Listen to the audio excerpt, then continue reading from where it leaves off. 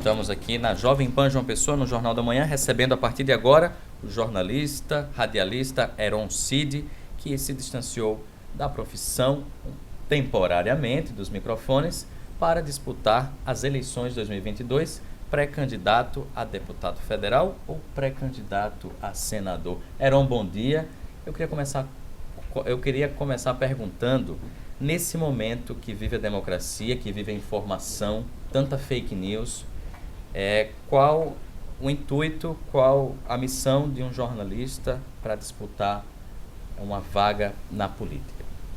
Bom dia, Denison, bom dia, Daniel Lustosa. Já começou fazendo perguntas políticas, ao mesmo tempo falando sobre democracia, dizer que é muito bom estar aqui com vocês, acompanho o trabalho de vocês, gosto muito desse estilo de jornalismo informativo, opinativo, mas muito conciso, direto. E é um prazer falar com vocês, porque nós estamos falando para João Pessoa inteira, para a região metropolitana da capital paraibana. Nós estamos vivendo, de fato, Denison, um momento muito desafiador da vida pública nacional e da cidadania. Nesse choque de luta pelo poder, se estabeleceu uma guerra de um vale-tudo, onde realmente está valendo tudo, inclusive a mentira, a difamação, a calúnia, a desconstrução, e sem nenhum parâmetro. E o jornalismo tem um papel absolutamente fundamental na consolidação da democracia, na afirmação da democracia como espaço de informação, de esclarecimento. O nosso maior instrumento na nossa profissão é a palavra. E a palavra no jornalismo tem que ser a palavra que identifique a verdade dos fatos, né? Que seja plural, que tenha espaço para o contraditório.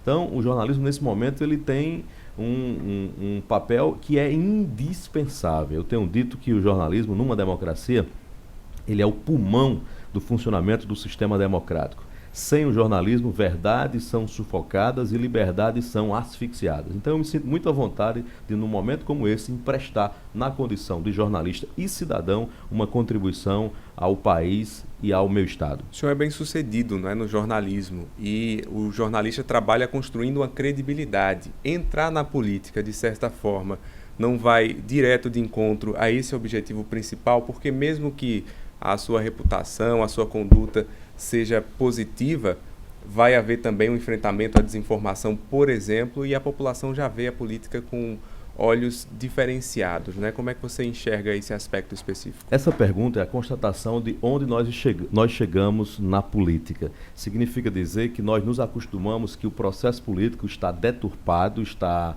enlameado, e significa dizer que cada pessoa que pode dar uma contribuição à política, ela já é vista sob suspeição. Significa dizer que é por isso mesmo que pessoas da sociedade paraibana e brasileira precisam se insurgir e nadar contra essa maré.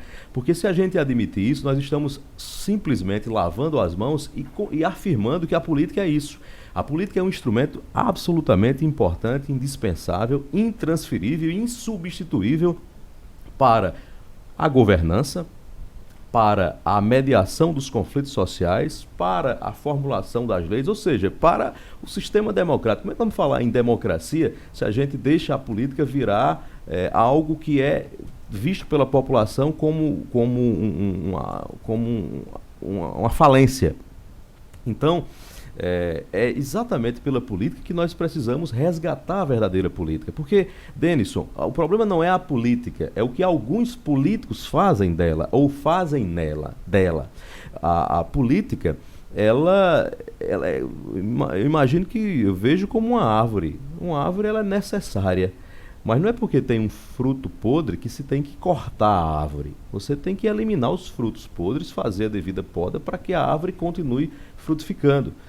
A política chegou no momento que chegou pelos descaminhos de alguns da política que se desviaram, que se desvirtuaram, e também por esse processo de radicalização da política. Isso não significa dizer que a boa e necessária política ainda não está de pé e não precisa ter a nossa participação e a nossa contribuição. Eram ainda nessa parte da comunicação e política. Existe uma prática antiga de políticos de dominarem veículos de comunicação. Não se conflita, o senhor empreende na área de comunicação, isso não se conflita? Ser empreendedor na área de comunicação e política? Não, eu fui até dia 30 de junho um jornalista político, agora eu sou um jornalista na política. Antes de ser qualquer coisa, nós somos cidadãos. Antes de ser jornalista, Daniel Lustosa é um cidadão brasileiro. Eu sempre fui filiado a partido político. Veja só, eu acho que vocês aqui acompanham o meu trabalho e de alguma forma referendam essa postura que eu tive no jornalismo desde quando cheguei a João Pessoa, 20 anos atrás. Sou filiado a partido político desde os 18 anos de idade. E em nenhum momento essa minha filiação partidária, de quem crer na política e de quem crer que a política é um instrumento de cidadania, isso interferiu na minha postura profissional. Tanto que até o dia do anúncio não se sabia qual partido o senhor estava afiliado, né? Pois é, então o que a gente deve ser julgado, Daniel, é pela nossa postura diante da vida, diante da profissão, diante do que nós fazemos. Eu nunca fui pré-candidato no microfone. Tanto que eu esgotei ao máximo o meu limite no jornalismo no prazo legal, que era 30 de junho para desincompatibilização. Porque eu nunca quis ser um pré-candidato no microfone, usando esse espaço que é tão diferenciado de opinião. Eu nunca usei o microfone para me promover. Portanto, me afastei no exato momento em que os comunicadores precisam se afastar. E disse aos dirigentes, àqueles que estão editando, tanto agora o programa que eu apresentava e o portal de notícias também, que eu liderava, hoje sob o comando de Alisson Bezerra, que não gostaria que o portal Mais PB, por exemplo, fosse o portal do candidato, que ele continue tendo a linha que sempre teve há 12 anos. E por que a mudança, Heron? Por que se afastar do jornalismo para tentar a política? O que é que um jornalista pode contribuir? Um jornalista e cidadão, eu sei que o senhor tem uma formação política desde a infância, que a sua mãe foi uma mulher ativamente política, mas o que é que um jornalista pode contribuir melhor para a sociedade? Denison, 62% dos brasileiros dizem hoje que tem vergonha do Brasil. Quase 40% gostariam de mudar de país. Isso é muito grave, isso é um dado de uma pesquisa recente da agência Senado. Eu encontrei ao longo dessa caminhada recente pessoas que dizem que não querem mais votar, que tinham prazer de votar e que sequer estão justificando, não estão se preocupando em regularizar o título, porque perderam a esperança na política. Ora, eu milito a vida inteira no jornalismo político, porque eu estaria numa profissão, numa atuação, se eu não acreditasse na política. Então, ela sempre esteve em mim nesse espaço de cidadania. O que vocês fazem aqui todos os dias é um instrumento de cidadania, é política. Agora, disputar é uma outra questão. Não estava planejado, não sonhei com isso, resisti muito, porque para estar nesse processo, você sabe que há um preço, há um ônus. Daniel fazia uma pergunta exatamente sobre esse tipo de renúncia, sobre a associação do jornalista político, que sempre teve uma preocupação com a isenção, com o equilíbrio. Dentro do processo eleitoral, você sai rotulado de alguma forma. Mas tem uma hora na vida que a gente tem que deixar de olhar para o espelho e olhar para os lados, o que precisa ser feito. E o que precisa ser feito, às vezes, exigem muitas renúncias. Nem sempre são as mais confortáveis. Eu acho que dei uma contribuição ao jornalismo em todo o tempo que me entreguei de forma sincera ao jornalismo para dar uma contribuição ao meu Estado. E agora eu também me sinto encorajado, no momento em que as pessoas estão olhando atravessado para a política, a dizer que é possível fazer algo diferenciado. É necessário. A oxigenação dos quadros políticos, a renovação é necessária para a democracia estar de pé. E isso exige a participação de toda a sociedade, porque a gente não pode entender nem admitir que a política é um espaço reservado para poucos. Não, ela é lugar de todos, ela tem que ser menos glamourizada, os políticos precisam ser menos idolatrados e serem entendidos como servidores públicos, com um mandato ou com uma estabilidade temporária de no máximo 4 anos. Eu estou, nesse momento, representando também um movimento de cidadania, de aqueles que querem voltar a acreditar na política, a resgatar a boa política, e também um movimento de consciência. O voto de protesto, Denison e Daniel, não nos leva a nada. Porque o voto de protesto é simplesmente jogar o voto fora, é dizer que aquele voto não serve para nada, então eu debocho da política. O que nós estamos precisando nesse instante é de um voto de consciência. E eu estou pronto e motivado para ser uma dessas alternativas e opções de uma renovação política para que seja apreciada pelos paraibanos e pelas paraibanas. Esse momento de polarização tem feito a população, acho que não a população em si, mas o questionamento constante de posicionamento, se é conservador, se é progressista, se é direita ou se é esquerda. Eu queria perguntar aqui a quem pode analisar o seu nome nessas eleições, qual o seu posicionamento, em qual campo você se coloca? Eu acho essa uma discussão absolutamente desnecessária. Isso é uma falsa manipulação. O brasileiro não está preocupado com isso. Esse foi um movimento dos políticos interessados na radicalização da política, em dividir o Brasil entre nós contra eles. Verdade seja dita, isso não começou agora, tem se aprofundado. Eu tenho certeza que Josiane, do bairro Colinas do Sul, que amanheceu 5 da manhã e pegou um ônibus para ir trabalhar no bairro de Manaíra como empregada doméstica, ela está pouco se lixando, pouco preocupada se uma política pública é de esquerda, de direita, de centro, de cima ou de baixo. Tem uma parte da população que nem sabe o que significa, né? Pois é, mas esta parte da população está instada a ter que fazer essa escolha para se sentir incluída nessa discussão, que, ao meu ver, é uma falsa discussão. É uma discussão que é muito mais manipulatória do que esclarecedora. O que eu advogo e que eu me sinto à vontade de contribuir na política desse instante é com a política de resultados delas. As pessoas querem resultados na vida delas. Ora, se eu sou a favor das políticas sociais no Brasil, do Bolsa Família até a ampliação agora com o Auxílio Brasil, isso me faz de esquerda? Não, isso me faz ter bom senso. Se eu sou a favor que o Brasil trabalhe com responsabilidade fiscal e não estoure os tetos de gastos, isso me faz de direita? Não. Isso me faz, mais uma vez, ser uma pessoa que tem bom senso. Então, eu nunca me senti à vontade de ser rotulado, de entrar numa caixinha e você ter que dizer que você tem que absorver todo aquele pacote que determinado espectro político está vendendo para manietar as pessoas. Eu não aceito essa camisa de força. Acho que essa é uma discussão inócua, que não tem nada a ver. E usaria até um exemplo aqui de um grande brasileiro e paraibano, Geraldo Vandré. Geraldo Vandré foi o autor da canção de protesto mais importante do Brasil, em 1968, para não dizer que não falei de flores. E aí, Geraldo Vandré volta 40, 50 anos depois da Paraíba, depois de um hiato grande de não se apresentar nos palcos, e alguém aqui da nossa imprensa pergunta o que é que ele estava achando desse cenário, e pergunta se ele é esquerda, se é direita. A resposta de Geraldo Vandré, o autor da canção de protesto contra a ditadura militar mais importante que nós tivemos, respondeu assim: na mão esquerda eu trago uma esperança, na mão direita eu trago uma certeza. Atenção, às vezes eu troco de mãos. Ele estava debochando desse debate e com muita inteligência e genialidade para dizer que nós somos muito maiores do que isso. No lançamento da sua pré-candidatura, inclusive, você reforçou esse ponto. Tinham lá pessoas do campo da esquerda, tinha pessoas também do campo da direita, e inclusive o pastor da igreja ao qual o senhor frequenta, não é? Eu queria saber sobre esse ponto especificamente, porque na política sempre se usou muito o púlpito, a igreja, para angariar votos. Qual a sua postura em relação a isso? O seu pastor, por exemplo, é uma liderança que está ali apoiando dentro da igreja? Não, ele foi ali como um amigo. E eu fiz questão de colocar ele no centro da mesa para dizer que a política precisa desses espaços de convivência. Nós não podemos aprofundar o que já está ruim. O que nós temos hoje é uma política do confronto, do ódio, em que as pessoas já não sentam. Nós temos uma política de guetos, de tribos. E a política verdadeira, democrática, é a que consegue conviver com quem pensa diferente. Lá ele estava como um amigo. Eu fiz questão de chamá-lo, primeiro para identificar a minha fé. Eu estou filiado a um partido socialista brasileiro, que não me faz, por exemplo, deixar de crer no que eu creio. Eu não mudei, eu não vou ser outra pessoa porque vou estar na política, porque estou num partido socialista brasileiro, né?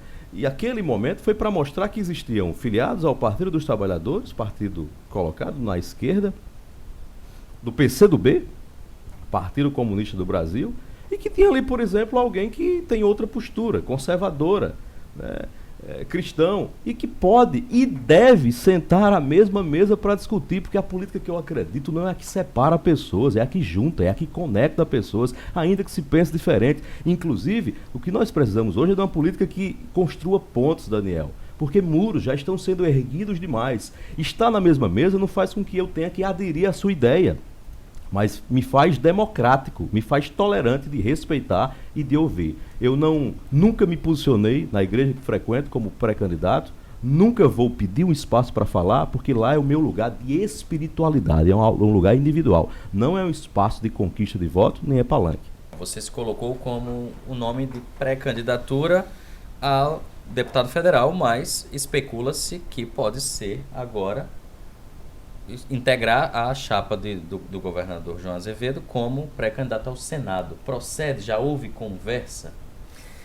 Essa especulação é um indício da conjuntura política paraibana. Eu atribuo a duas coisas. Primeiro, a um impasse que existiu ou existe dentro da base aliada do governador João Azevedo, que ficou em torno da disputa da vaga de vice. Isso foi superado agora com a confirmação do nome do jovem vice-prefeito de Campina Grande, Lucas Ribeiro, do Progressistas, para esta posição. E a defecção, a saída do deputado federal Efraim Filho é candidato ao Senado da República. Então, a base aliada do governador João Azevedo se debruça ainda sobre nome a preencher este espaço. Ao mesmo tempo, eu também atribuo a um sentimento que a Paraíba tem de buscar outras alternativas, outras novidades. Porque os candidatos que já estão postos talvez ainda não representem a totalidade do sentimento da Paraíba. O que é que eu venho dizendo diante deste cenário dentro do meu partido, o partido do governador João Azevedo? É que o partido que tem a responsabilidade política de governar o estado da Paraíba também tem a responsabilidade política de apresentar sugestões, nomes, alternativas, perfis, muito mais do que nomes, perfis que possam dialogar e representar um sentimento, expressar uma sintonia com o povo da Paraíba. Acho que o partido tem quadros para isso, deve se debruçar sobre isso. E a lembrança do meu nome é também fruto desse contexto. Acho que outros nomes estão sendo lembrados. O partido deve apresentar a Paraíba alguém ou algum nome que talvez saia um pouco dessa curva ou da caixinha política tradicional da Paraíba. A Paraíba talvez tenha sido um dos poucos estados do Nordeste que ainda não tenha ousado numa representação no Senado de fora da política. Não estou falando que seria o meu nome, mas podem existir outros nomes e o PSB, no momento adequado, vai fazer essa decisão. Não existe essa conversa, não existe esse convite. Na verdade, eu fui convidado para ser pré-candidato a deputado federal. Estou cumprindo essa tarefa apenas como um dos filiados do partido. Entendo que o partido tem sim a condição, talvez até a responsabilidade política de apresentar sugestões de nomes para apreciação do povo da Paraíba. Se surgir a proposta, você topa? Olha, eu não estou focado nisso, eu não estou planejado para isso. Eu entrego esta condução ao governador João Azevedo, que tem maturidade, serenidade, equilíbrio, moderação para fazer essa condução. Obviamente que uma convocação do partido, eu acho que será bem recebida por qualquer filiado ou qualquer partidário que esteja realmente motivado a contribuir com a continuidade desse projeto exitoso do governador João Azevedo. Será mesmo porque o Republicanos teve a oportunidade, não abraçou? Estou falando do PSB. Sim. O republicano escolheu votar em Efraim para senador, foi uma escolha. Exato. O PSB pode escolher votar num dos seus quadros. E eu acho que o PSB tem essa responsabilidade com a Paraíba. A indefinição não me coloco nessa posição, porque estou focado como candidato a deputado federal, mas acho que seria honroso para qualquer paraibano, quem sabe, representar a Paraíba num espaço tão significativo como é o Senado da República. Ao que o senhor atribui a Aguinaldo Ribeiro não ter topado esse desafio, o Republicanos agora, recentemente, foi proposto ocupar essa vaga, mas eles insistem ainda em sustentar o apoio a Efraim. Por quê? Não querem a vaga de Senado dentro da chapa do governador João Azevedo. Eu me sinto à vontade para falar das escolhas alheias dos outros. Acho que o progressista fez a avaliação interna dele, o deputado Aguinaldo Ribeiro entendeu que esse momento era muito mais de fortalecer a sua chapa de deputado federal. O Republicanos lá atrás fez uma escolha também de fortalecer a sua chapa de deputado federal, na tentativa de eleger 3 deputados federais. Fez um acordo com o deputado Efraim Filho, quando o deputado Efraim Filho era ainda da base do governo. Então são as amarras políticas, são as costuras políticas que talvez ficaram difíceis de serem desatadas. Mas esse mesmo cenário pode dar à Paraíba a oportunidade de escolher, como eu disse, um outro perfil, um outro modelo para disputar o Senado da República. Nosso tempo já esgotou, mas eu queria uma última pergunta. O senhor criticou aí essa polarização, mas dentro da polarização o senhor está Lula, Bolsonaro ou do lado de fora? Eu estou entre muitos milhões de brasileiros que ainda aguardam os debates. Eu acho que é uma imprudência. É uma temeridade, num momento tão desafiador como esse do Brasil, você já chegar na eleição, antes que ela comece, já dizendo quem é o seu candidato, sem espaço para ouvir. Eu respeito o eleitor que acha que o melhor para o Brasil é a volta de Lula.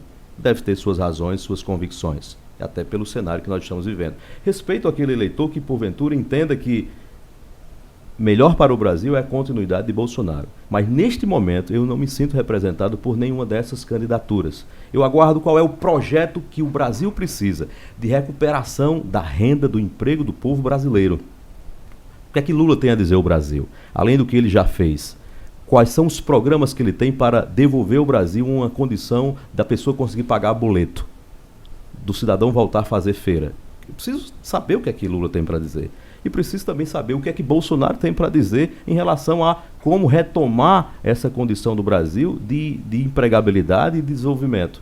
Eu estou acompanhando os debates e me sinto, como muitos milhões de brasileiros, ainda indeciso. Não tenho vergonha de dizer isso. Isso não é estar no muro. Isso é ter cautela, prudência e aguardar o confronto das ideias. É no debate onde os candidatos aparecem como realmente eles são. Heron Cid, pré-candidato a deputado federal pelo PSB, muito obrigado pela sua participação aqui na Jovem Pan. Agradeço a você, Daniel, a Denison, a esse generoso espaço da Rádio Jovem Pan, que eu acompanho e respeito a tradição dessa emissora e a qualidade do jornalismo que vocês fazem. Foi uma excelente oportunidade de conversar com João Pessoa, de conversar com a região metropolitana e com a Paraíba. Muito obrigado.